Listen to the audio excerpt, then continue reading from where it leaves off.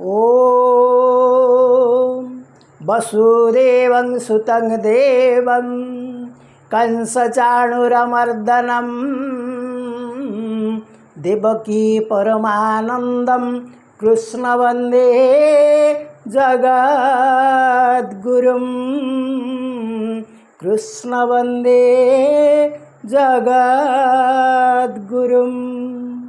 नदीकूले नीपमूले मुरलीवादनं गोपराणी कंठमणि हृदय लेपनं राधिका हृदय लेपन चंदनं भक्त मानस कमल आसनं नदीकूले नीपमूले मुरलीवादनं गोपराणी कंठमणि हृदय रचनं राधिका हृदय लेपन चंदनं भक्त मानस कमल आसनं गुरुगोविंदाय नमः। ओम नमो भगवते वासुदेवाय। ओम नमो भगवते पुरुषोत्तमाय। हरि ओम।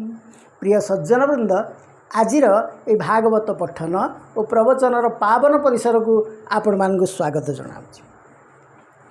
परम कारुणिक भगवान अपार करुणारू आम्भे माने ए पर्यंत चतुर्थ स्कंधर चतुर्विंश अध्याय पठन करुचे। ए पर्यंत आमे जानिथिले जे पृथु तांकर 5 पिलामानंगु राज्य शासनर भार देई देई से जतिव्रत पाई जंगल को चली जाइथिले एवं सेठारे से एवं तांकर पत्नी देहत्याग कले। तापरे स्वर्गपुरवासी माने बा जे देवता माने गंधर्व किन्नर रक्ष यक्ष जेते सब थिले समस्ते तांको आदर रे स्वर्ग को पाछोटी नेले। एपटे पृथुंगर जो पुत्र जी होचंदी विजिताश्व से समग्र आर्यावर्तर शासन दायित्व नेले एवं तांकर अन्य 4 भाई मानंगु एई आर्यावर्तर चतुर्दिगरे से शासन भार मध्य देले। किए पूर्वर भार नेले, किए पश्चिम, किए उत्तर एवं किए दक्षिण, एपरि भाव में समग्र आर्यावर्त को ये 5 भाई जाक शासन कले। तेबे एबे विजिताश्वंग कथा आलोचना होउची। तांको बाबद रे कहगला जे से पितांग भली जड़े धार्मिक राजा थिले एवं से कौन करुथिले से अंतर्धान नृपराए विषय भोग न जोगाए से ज्ञान वैराग्य नृपति तेजीण अचल विभूति मने विचारे नृपराण ए सर्व अनर्थ कारण। तेणु राजांकर ए विजिताश्व जी होचंदी पृथुंगर ज्येष्ठ पुत्र तांकर वार्धक्य न हेउणु ए जो विष जंजाल प्रति वैराग्य सृष्टि है। से कहिले ए राजसंपद ये तो क्षणस्थायी, ये को मोर उपभोग करिवार किसी आवश्यकता नहीं। तेणु से कहिले जे ज्ञान वैराग्य तांक देहरे जात है। ज्ञान कहिले कौन एवं विज्ञान कहिले कौन ना। ज्ञान कहिले कौन से एक निर्दिष्ट जिनिस उपर जो धारणा आमे कौन सी शास्त्र पाई थाए बा कौन सी मुनि ऋषि प्रवचन पाई थाए बा कौन सी गुरुंक ठारू पाई थाए, ता हला ज्ञान। एवं विज्ञान है कौन ना से ज्ञान को निजे अनुभव करवा। जिमती गोटे साधारण कथा कहवा जे अग्निर दाहिका शक्ति अच्छी, ये है ज्ञान। किंतु निजे आमे अग्निर ताप को अनुभव करवा, ये है विज्ञान। तेणु ए ज्ञान विज्ञान को से हृदय मध्य ग्रहण कले तांकर संसार प्रति वैराग्य आसिला। कारण से जानीपारे ये जो स्थूल देह ये क्षणस्थायी, किंतु मो देहरे जो आत्मा अच्छी ताकू मु शुद्ध करी, निर्मल करी एवं ପବିତ୍ର ଭାବରେ ତାକୁ ନେଇ ଭଗବାନଙ୍କ ନିକଟରେ ପୁଣି ସମର୍ପଣ କରିଦେବି। ତେଣୁ ଏଇଆ ଚିନ୍ତା କରି ସେ କ'ଣ କଲେ, ସେ ତେଜିଣ ଅଚଳ ବିଭୂତି ସେ ଜ୍ଞାନେ ବୈରାଗ୍ୟ ନୃପତି। ବୈରାଗ୍ୟ ଭାବ ତାଙ୍କର ଆସିବାରୁ ଯେ ଅଚଳାଚଳ ସମ୍ପତ୍ତିକୁ ସେ ତ୍ୟାଗ କଲେ। ତାପରେ କ'ଣ କଲେ, ମନେ ବିଚାରେ ନୃପରାଣ ଏ ସର୍ବ ଅନର୍ଥ କାରଣ। ରାଜ ସମ୍ପଦେ ଅନ୍ଧ ହୋଇ ଅଜ୍ଞାନେ ଧର୍ମ ନ ଜାଣଇ। କରଇ ଶତ୍ରୁ ମିତ୍ର ଭାବ ସକଳ ଘଟେ ଏକ ଜୀବ। ତେଣୁ ସେ ନିଜେ ଅନୁଭବ କଲେ ଯେ ସମସ୍ତଙ୍କ ଦେହରେ ତ ଗୋଟିଏ ଭଗବାନ ଅଛନ୍ତି, ତେବେ ମୁଁ କାହିଁକି ଜଣକୁ ଶତ୍ରୁ ବୋଲି ଭାବୁଛି, ଜଣକୁ ମିତ୍ର ବୋଲି ଭାବୁଛି। କେହି ମୋତେ ଭଲ କଥା କହିଦେଲେ ତାକୁ ମୁଁ ମିତ୍ର ବୋଲି ଭାବୁଛି, କେହି ମୋ ବିରୁଦ୍ଧରେ କିଛି କହିଲେ ମୁଁ ତାକୁ ଶତ୍ରୁ ବୋଲି ଭାବୁଛି। ତାହେଲେ ମୁଁ ସିନା ଏ ରାଜ ସିଂହାସନରେ ବସିଛି ବୋଲି ଏଭଳି ମୋ ମନରେ ଭାବ ସୃଷ୍ଟି ହେଉଛି, ତେଣୁ ମୁଁ ଏହାକୁ ତ୍ୟାଗ କରିଦେବି। ରାଜ ସମ୍ପଦେ ଅନ୍ଧ ହୋଇ ଅଜ୍ଞାନେ ଧର୍ମ ନ ଜାଣଇ। କରଇ ଶତ୍ରୁ ମିତ୍ର ଭାବ ସକଳ ଘଟେ ଏକ ଜୀବ। ରାଜତ୍ୱ ଧର୍ମେ କୋପ ବହି ପ୍ରଜା ପୀଡ଼ନ୍ତି ଧନ ପାଇଁ। ଅଧର୍ମ ମାର୍ଗେ ନିଅନ୍ତି ବଳେ ପ୍ରଜା କ୍ଷୋଭିତ କ୍ଷୁଧା କୂଳେ। ପ୍ରଜା ବିନାଶେ ଘୋର ପାପ ନରକେ ପଡ଼ନ୍ତି ଅଧିପ। ତେଣୁ ସେ କହୁଛନ୍ତି ଯେ ଅନେକ ରାଜାଙ୍କୁ ମୁଁ ଲକ୍ଷ୍ୟ କରୁଛି, ସେମାନେ ନିଜର ଲାଭ ଲୋଭ ପାଇଁ ପ୍ରଜାମାନଙ୍କୁ ପୀଡ଼ିଛନ୍ତି ବା ପ୍ରଜାମାନଙ୍କୁ ଦଣ୍ଡ ଦେଉଛନ୍ତି ବା ତାଙ୍କୁ କଷ୍ଟ ଦେଉଛନ୍ତି। ତେଣୁ ସେ ଏଇ ଧନ ଲୋଭ ପାଇଁ ପ୍ରଜାମାନଙ୍କ ପ୍ରତି ଅଧର୍ମ ଭାବ ଆଚରଣ କରୁଛନ୍ତି। ତେଣୁ ମୁଁ ଏ ରାଜ୍ୟ ଶାସନରେ ଲିପ୍ତ ହେବି ନାହିଁ। ତେଣୁ ସେ କହିଲେ, ପଡ଼ୁ ଏ ରାଜ କାର୍ଯ୍ୟ ନାହିଁ ଯଜ୍ଞ କରିବା ସୁଖେ ରହି। ତେଣୁ ସେ କହିଲେ ଏ ରାଜକାର୍ଯ୍ୟ କରିବା ମୋର ଦରକାର ନାହିଁ, ଏଟା ପୋଡ଼ିଯାଉ। ତେଣୁ ମୁଁ କ'ଣ କରିବି ନା, ମୁଁ ଯଜ୍ଞ କରିବି। ଏ କଥା ସେ ଚିନ୍ତା କରେ। ଯଜ୍ଞର ଛଳେ ସେ ରାଜନ ତେଜିଲା ନୃପତି ଆସନ। ନିଷ୍କାମ ପଥେ ଆଶ୍ରେ କଲା ପରମ ପୁରୁଷେ ଭଜିଲା। ତେଣୁ ପରମ ପୁରୁଷ ଭଗବାନଙ୍କୁ ସିଏ ଭଜନ କରିବା ପାଇଁ, ଯାଗ ଯଜ୍ଞ କରିବା ପାଇଁ ସିଂହାସନକୁ ତ୍ୟାଗ କଲେ। ସେ ହଂସ ଦୀକ୍ଷାରେ ରାଜନ ଗମିଲା ବୈକୁଣ୍ଠ ଭୁବନ। ସେ ହବିର୍ଧାନ ତାକୁ ମୋର ବସିଲା ନୃପାସନେ ବୀର। ତେଣୁ ସେ ଯେତେବେଳେ ବୈକୁଣ୍ଠପୁରକୁ ଗଲେ, ତାପରେ ତାଙ୍କ ପୁଅ ନାଁ ହେଉଛି ହବିର୍ଧାନ, ସେ ସିଂହାସନ ଆରୋହଣ କଲେ। ତା ପତ୍ନୀ ନାମ ହବିର୍ଧାନୀ ସୁରମୋହିନୀ ସୁଲୋଚନୀ। ତାହାର ଗର୍ଭେ ଷଡ଼ସୁତ ଜନ୍ମିଲେ ତେଜେ ବଳବନ୍ତ। ବହିର୍ଷର ଯେ ଶୁକ୍ଳ ସତ୍ୟ କୃଷ୍ଣ ଗୟ ଯେ ଜିତବ୍ରତ। ଏ ଛ ମଧ୍ୟେ ବହିର୍ଷଦ ହୋଇଲେ ଭୂପ ଭାଗ୍ୟବନ୍ତ। ସୌଭାଗ୍ୟବାନ ପ୍ରଜାପତି ରଖିଲେ ଜଗତରେ କୀର୍ତ୍ତି। ହୋଇଲେ ଶୁଭ କାର୍ଯ୍ୟ ବ୍ରତୀ ପ୍ରାଣାୟାମାଦି ଯୋଗେ ରତି। ତେଣୁ ତାଙ୍କର ଯେଉଁ ନାତି ସିଏ କ'ଣ କଲେ ନା, ଜଗତରେ ତାଙ୍କର ଖ୍ୟାତି ରହିଲା। ସେ ଯୋଗ ପ୍ରାଣାୟାମ ଏସବୁ ଆଚରଣ କଲେ। ସେ ହବିର୍ଧାନର ସନ୍ତତି ମହତ ଗୁଣ ତାରତି। ସେ ଭାଗ୍ୟବନ୍ତ ଦଣ୍ଡଧର ତାଜସ ତ୍ରୈଲୋକ୍ୟ ବିସ୍ତାର। ସେ କ୍ରିୟାକାଣ୍ଡରେ ନିପୁଣ ଅଦ୍ଭୁତ ତାର କର୍ମମାନ। ଯେ କର୍ମ କଲା ଏ ଜଗତେ ଶୁଣ ବିଦୁର ଏକ ଚିତ୍ତେ। ଭୂତ ଭବିଷ୍ୟ ବର୍ତ୍ତମାନ ନ ଦେଖି ଏ ତିନି ଭୁବନ। ତା ଯଜ୍ଞେ ପ୍ରାଚୀନ ଗ୍ରସ୍ଥଳ କୁତ୍ସେ ଆଚ୍ଛାଦିତ ସକଳ। ଏଣୁ ତା ନାମ ମହିତଳେ ପ୍ରାଚୀନ ବହିରସ ବୋଲେ। ସେ ଯେ ପ୍ରାଚୀନ ମହିପତି ବିବାହେ ସମୁଦ୍ର ଦୁଇଟି। शेष तद्रुति कन्यासार त्रैलोक्ये नाही पटान्तर तार चरित पूर्व कथा हुइला जे बण व्यवस्था ब्रह्मा ताहार पुरे आसी कन्या को कहिले विश्वासी ब्रह्मा वचने सिन्धुपति राजा रे बरिला दुहिती से जे प्राचीन नृपवर विवाह संजोगे कन्यावर अग्नि प्रदक्षिण करन्ते जिन्हे चण्डांशु गते तारूप देखि हुतासन अनंगे होइला अधीन शेष तद्रुति रूपवती चरणे नुपुर शोभन्ती से मत्त द्विरत गामिनी चरणे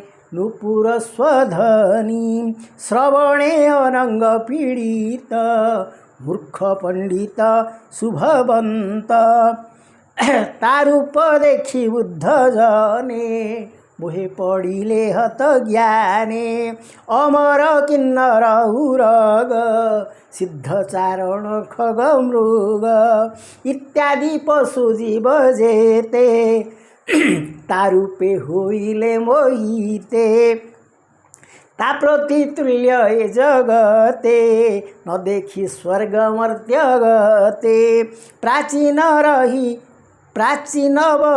राजन तारूपे होइला अधीन सकल धर्म परिहरी ताबस हेला दंडधारी से क्रीड़ा मृग जीव प्राय ताबसे धर्म कला क्षय ता बिना आज्ञारे राजन न करे अन्य कर्ममान रात्र दिवस न जानिला तांग संगे दिन नेला से पत्नी गर्भे तार पुत्र जन्मिले मोहिते जे से 10 पुत्र आत्मा एक शुभ्र सुंदर सुविवेक सम आकृति रूप वेशे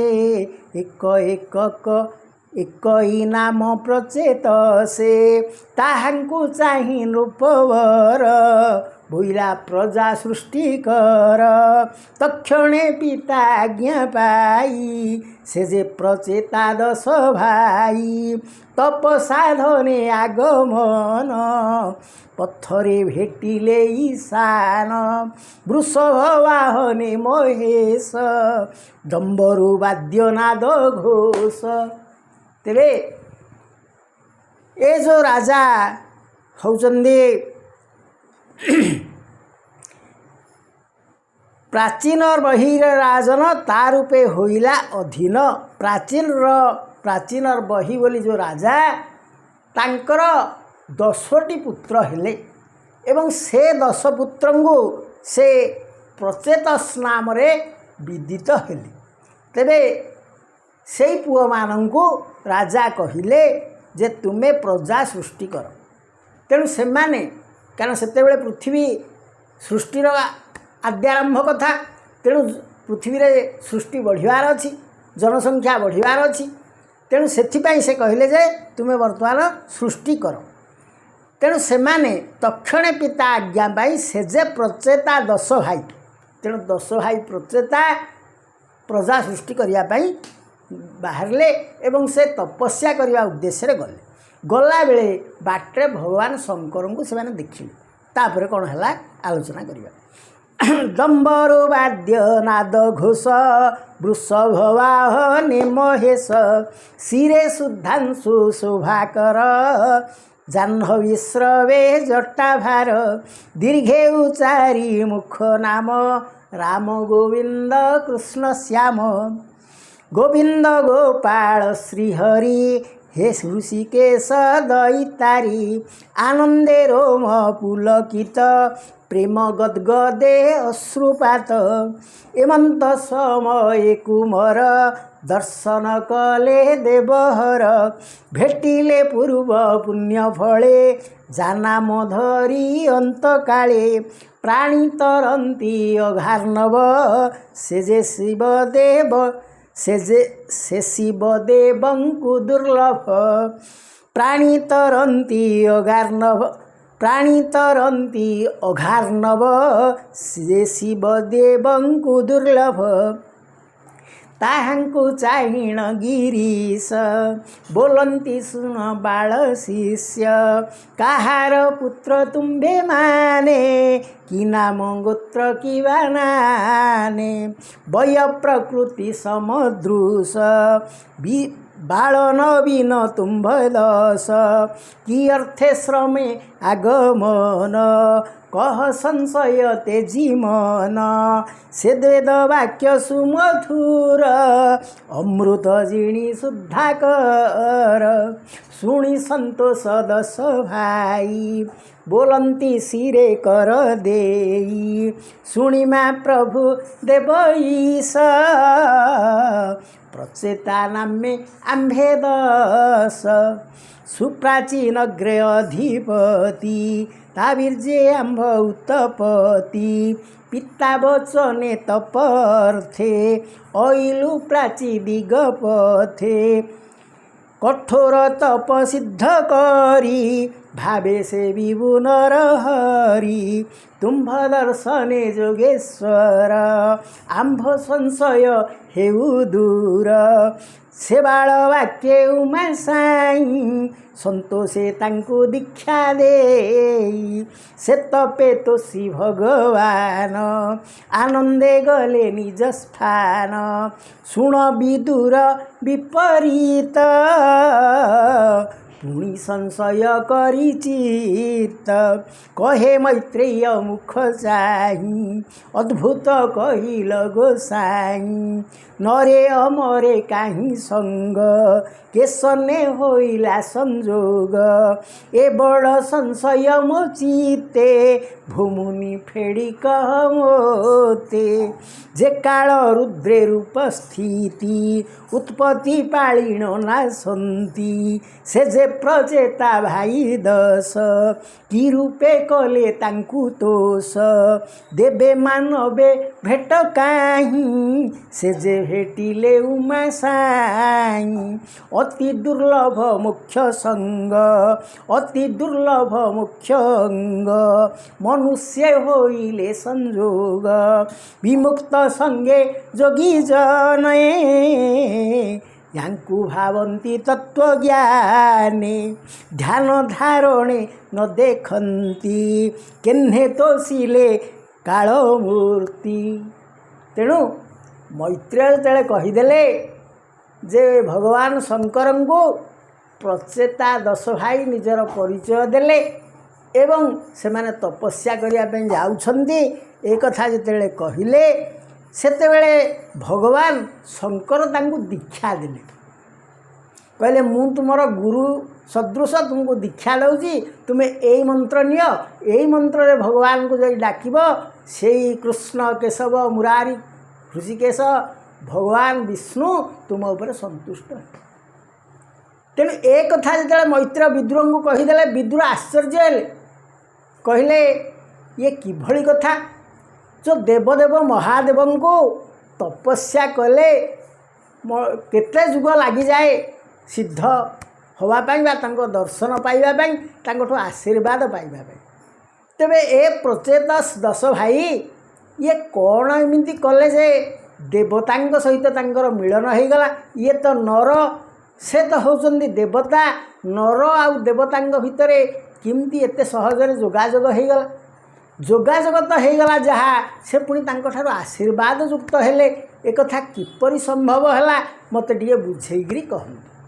ତେଣୁ ପରବର୍ତ୍ତୀ ପର୍ଯ୍ୟାୟରେ ଆମେ ଏ ସମ୍ପର୍କରେ ଆଲୋଚନା କରିବା କେମିତି ଏଭଳି ଗୋଟିଏ ଯୋଗାଯୋଗ ସହଜରେ ସିଦ୍ଧ ହୋଇଗଲା କାରଣ ଆମେମାନେ ସମସ୍ତେ ଜାଣିଛେ ଭଗବାନ ଯଦିଓ ଆଶୁତୋଷ ଶଙ୍କର କିନ୍ତୁ ତପସ୍ୟା ତ ତାଙ୍କୁ କରିବାକୁ ପଡ଼େ ତାଙ୍କର ଭଜନ ତ ଗାଇବାକୁ ପଡ଼େ ତାଙ୍କୁ ଟିକେ ଶୁଦ୍ଧପୂତ ଭାବରେ ତାଙ୍କୁ ଯଦି ତପ ନ କରାଯିବ ଜପ ନ କରାଯିବ ତାହେଲେ ସେ ଆବିର୍ଭାବ ହେବେ କିଭଳି ତେଣୁ କିପରି ସେ ତାଙ୍କର ଯୋଗାଯୋଗ ହେଲା ସେ ସମ୍ପର୍କରେ ଆମେ ପରବର୍ତ୍ତୀ ପର୍ଯ୍ୟାୟରେ ଆଲୋଚନା କରିବା।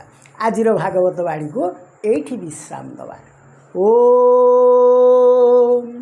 हरि ओम।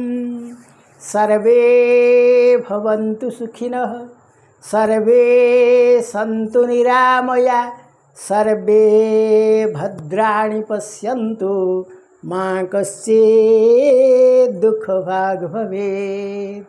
हरि ओम।